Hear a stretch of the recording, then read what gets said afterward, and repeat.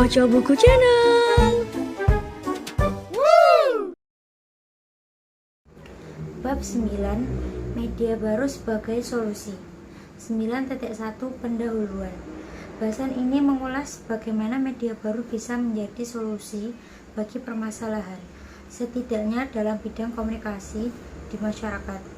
Yang menjadi catatan penting di bab ini adalah terkait solusi, yang mana media baru bisa menjadi solusi secara keseluruhan, komprehensif, interaktif, atau menjadi bagian dari sebuah solusi instrumental parsial. Keseluruhan dalam artian media baru menjadi solusi untuk sebuah permasalahan komunikasi, seperti bagaimana caranya seorang pengguna bisa upload video dan bisa diakses oleh semua pengguna internet. Sehingga media baru, misalnya YouTube, hadirnya untuk memecahkan masalah ini. Bagian dari sebuah solusi mengacu pada media baru sebagai satu bagian dari solusi komunikasi yang melibatkan aktivitas komunikasi lainnya. Misalnya, untuk melakukan aktivitas sebuah brand agar diketahui dan disukai oleh target konsumen merek tersebut, maka komunikasi melalui media baru adalah salah satu solusinya. Solusi lainnya bisa dengan komunikasi melalui media penyiaran, komunikasi melalui media tertulis, komunikasi melalui media lainnya, dan komunikasi langsung tatap muka. Selain itu, cakupan atau luasan dari solusi media baru ini yang perlu untuk diperhatikan, sehingga usulan solusi menjadi spesifik, terukur, dan bisa dicapai dalam kurun waktu tertentu. Sehingga kerangka berpikir yang perlu diperhatikan dalam memposisikan media baru sebagai sebuah bagian dari solusi adalah: yang pertama, tindak lanjut, tujuan atau efek komunikasi apa yang diharapkan dari pengguna, misalnya melihat image konferensi. Yang kedua, orientasi, bentuk solusi media baru, misalnya medium dan story atau narasi konten. Yang ketiga, segmen kelompok pengguna yang spesifik, misalnya demografis atau interest based. Tiga hal ini akan dibahas lebih lanjut pada subbab berikut ini. 9.2 Kerangka media baru sebagai solusi. Dalam menentukan cakupan atau skala dari solusi media baru, tiga komponen solusi yaitu ekspektasi ke pengguna, apa dan bagaimana konten atau medium dikreasi, dan target pengguna spesifik perlu dikombinasi dalam memecahkan sebuah masalah komunikasi. Masalah komunikasi yang dimaksud bisa sangat beragam dan sangat bervariasi skala masalahnya. Dua ilustrasi masalah dalam pengantar bab ini adalah contoh beragamnya masalah komunikasi.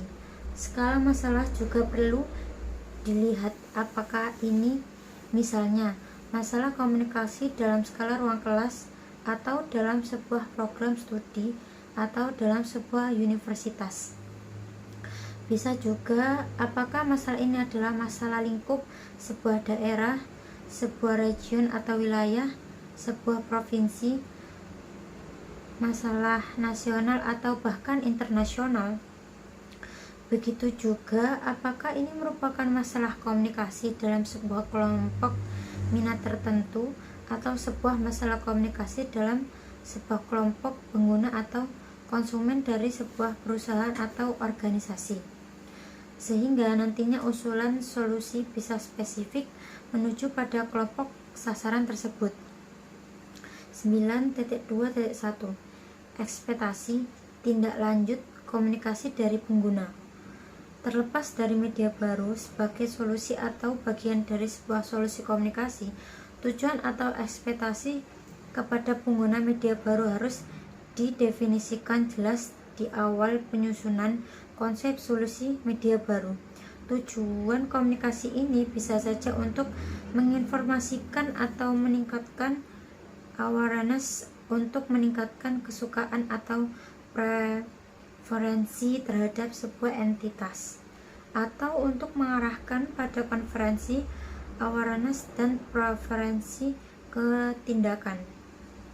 Beberapa contoh di bahasan sebelumnya telah memfokuskan pada adanya metode call to action dalam sebuah postingan media sosial atau dalam tampilan landing page di website, yang mana pengguna diundang untuk melakukan sebuah tindakan komunikasi. Ini dilakukan untuk misalnya menjawab sebuah pertanyaan.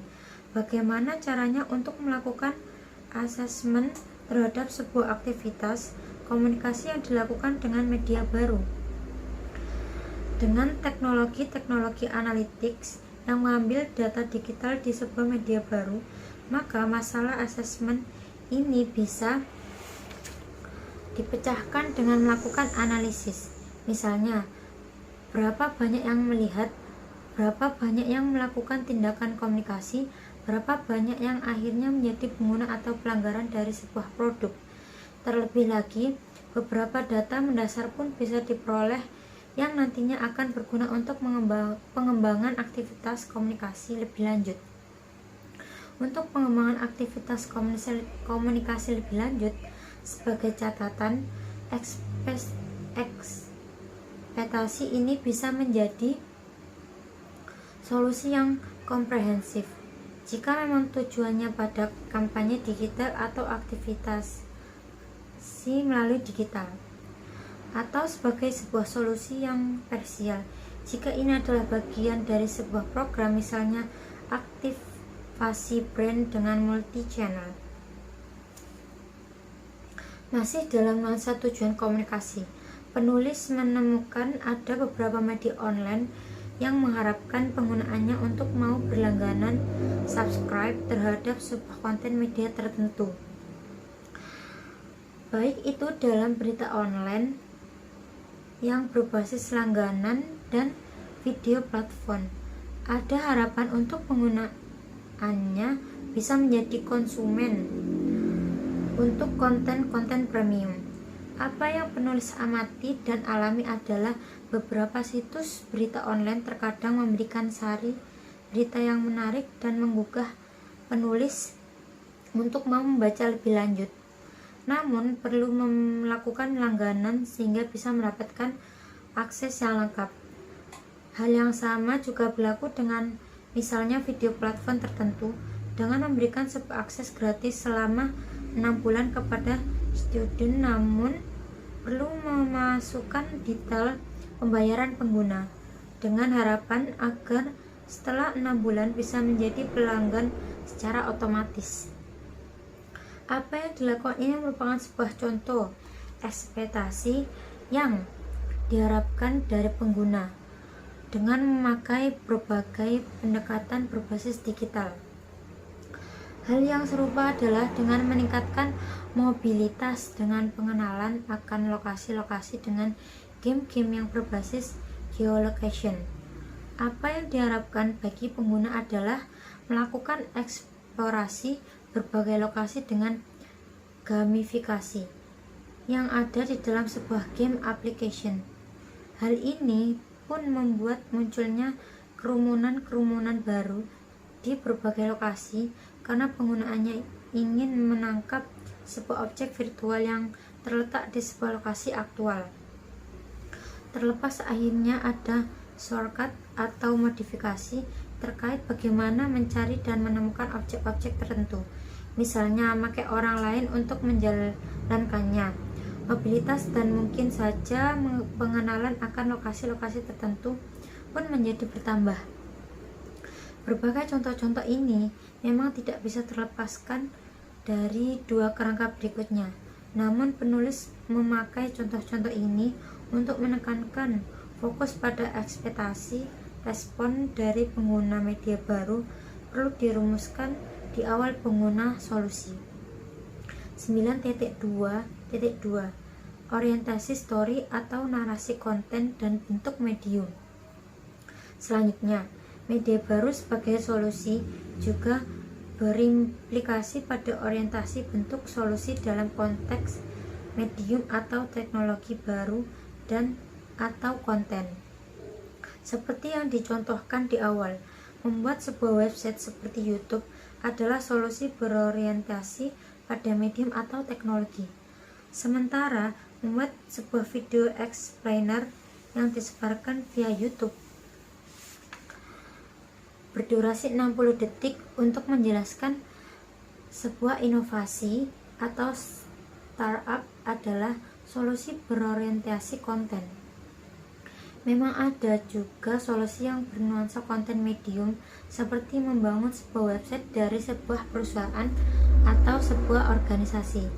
Akan tetapi, untuk membuat website tersebut menjadi populer dalam mesin pencari, maka salah satu solusi organik yang bisa dilakukan adalah dengan membuat konten website, misalnya section blog dengan kata-kata kunci tertentu. Contoh yang lain terkait dengan virtual reality, penulis akan memulai dengan memberikan dua contoh yang penulis alami langsung terkait VR ini. Kedua contoh ini adalah aplikasi-aplikasi di VR di Yorkshire Museum di kota York, Inggris. Yang pertama adalah terkait dengan aplikasi Viking VR. Aplikasi ini bertujuan untuk memberikan pengalaman kepada pengunjung museum terkait kehidupan Viking di abad ke-9. Hasil karya para ilmuwan interdisipliner ini memberikan sekilas gambaran dan suara terkait sebuah warisan budaya. Dengan alat bantu melihat seperti layaknya handset VR yang didesain sesuai tema pameran di museum itu, pengunjung bisa mendapatkan kesan dan pesan yang disampaikan melalui medium VR ini. Ini adalah contoh aplikasi VR yang memberikan user pengetahuan tanpa harus berorientasi dengan objek virtual yang ada di dalam dunia VR tersebut. Sementara itu, contoh yang kedua adalah aplikasi yang membawa pengguna untuk bisa masuk dan berinteraksi dengan objek virtual di dalam sebuah dunia virtual. Masih di Yorkshire Museum, penulis berpengalaman langsung mencoba sebuah aplikasi VR untuk memberi makan seekor dinosaurus. Pada saat itu, museum sedang memiliki sebuah agenda pameran khusus tentang dinosaurus. Penulis diperlengkapi dengan headset dan headset VR di aplikasi tersebut. Lalu seakan-akan tangan penulis masuk ke dalam dunia virtual di mana dinosaurus itu berada. Ada sebuah ranting pohon dan penulis penggunaan headset VR ke arah ranting itu dengan menekankan tombol di handset. Maka tangan virtual penulis mengambil ranting tersebut. Selanjutnya, tangan virtual penulis membawa ranting tersebut ke objek dinosaurus yang ada di dalam dunia virtual tersebut.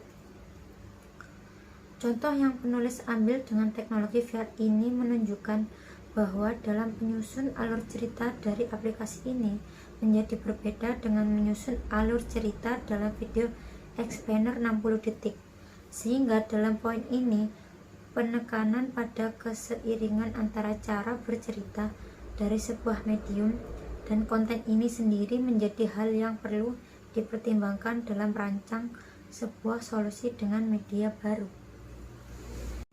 9.2.3 Segmen kelompok pengguna sasaran.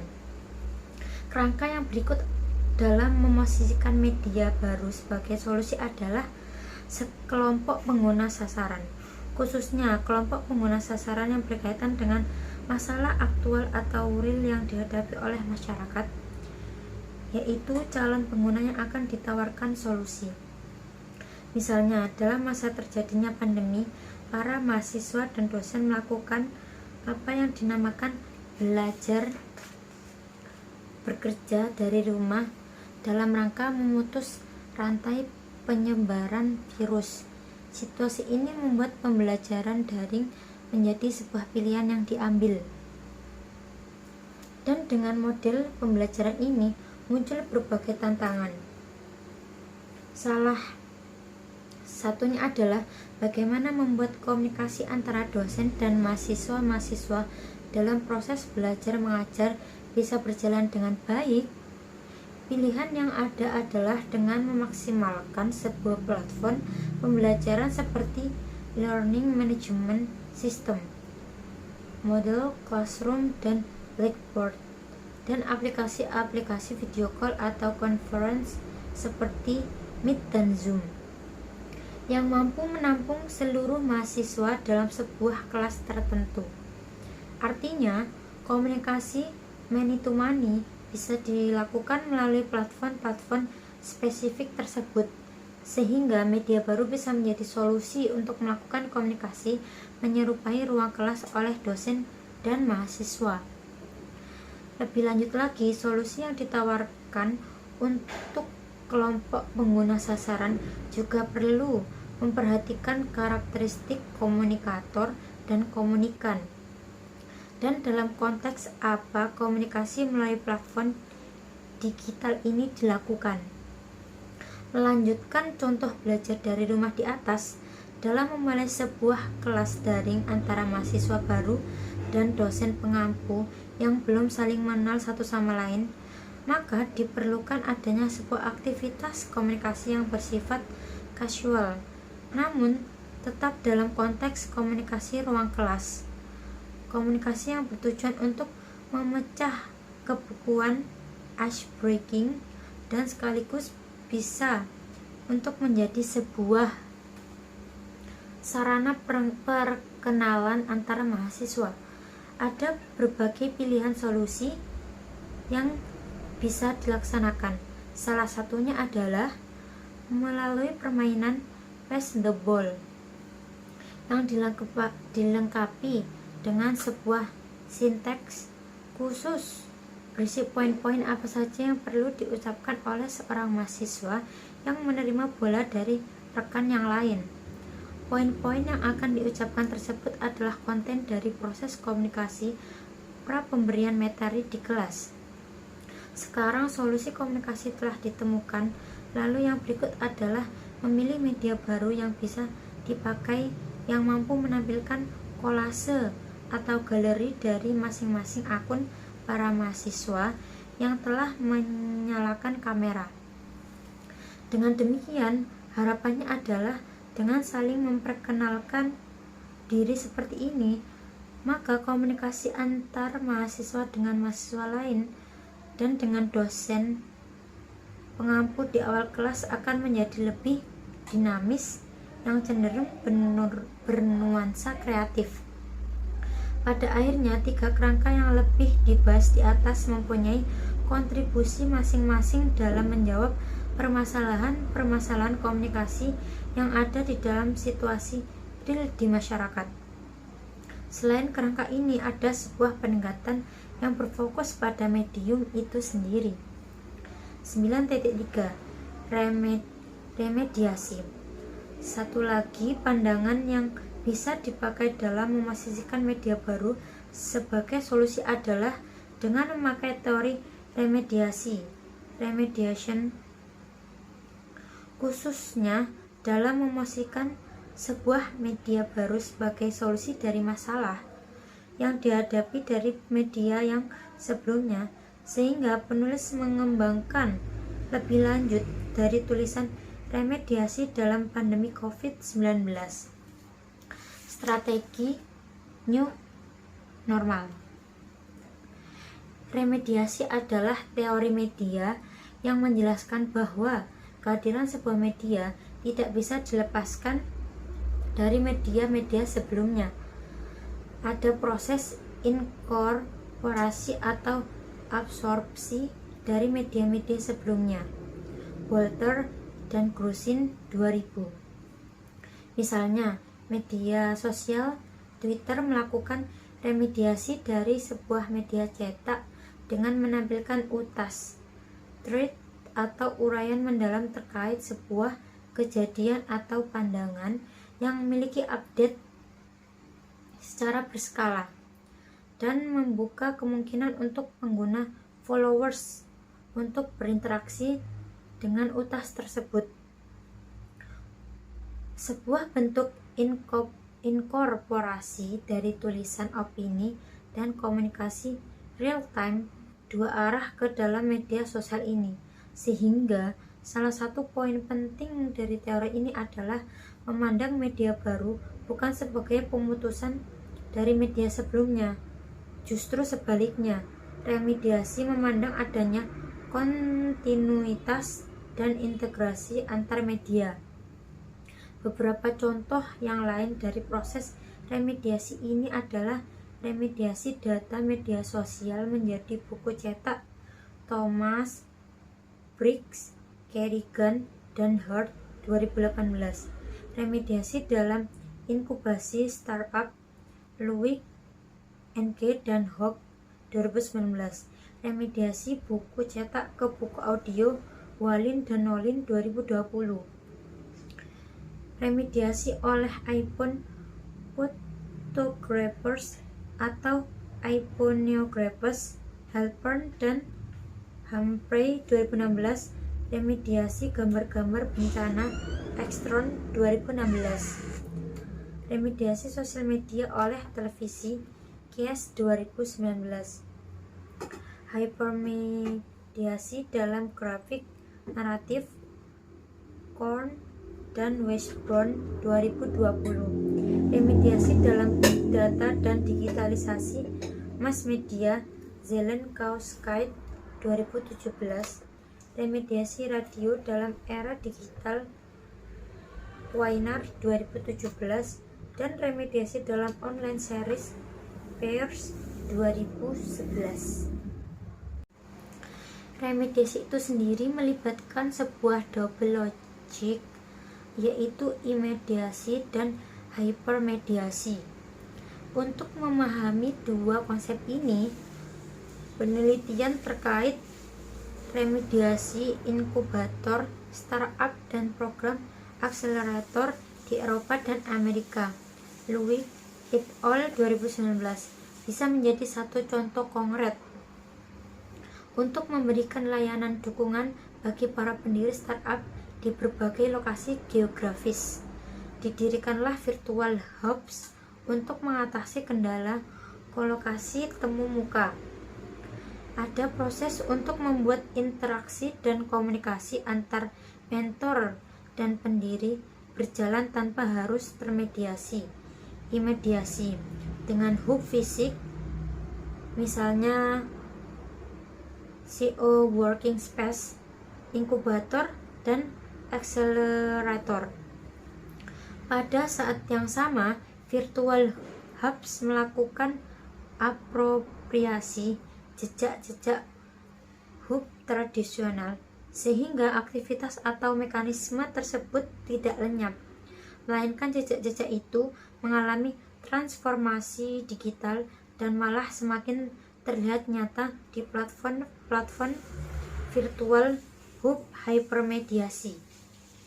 Satu yang tidak ketinggalan, remediasi ini juga perlu melibatkan pengalaman autentik dan aspek relasional, sehingga remediasi adalah proses refreshioning atau improving dari media dan praktik bermedia sebelumnya. Remediasi menawarkan sebuah manfaat, misalnya bisa bekerja belajar dengan beribadah tanpa ketemu muka. 9.4 Penutup. Bab ini berfokus pada memosisikan media baru sebagai solusi dalam sebuah permasalahan komunikasi. Solusi yang diberikan akan bergantung pada skala atau luasnya sebuah permasalahan. Sehingga dalam menempatkan media baru sebagai solusi, maka yang perlu diperhatikan adalah 3 hal berikut. Yang pertama, tindak lanjut komunikasi.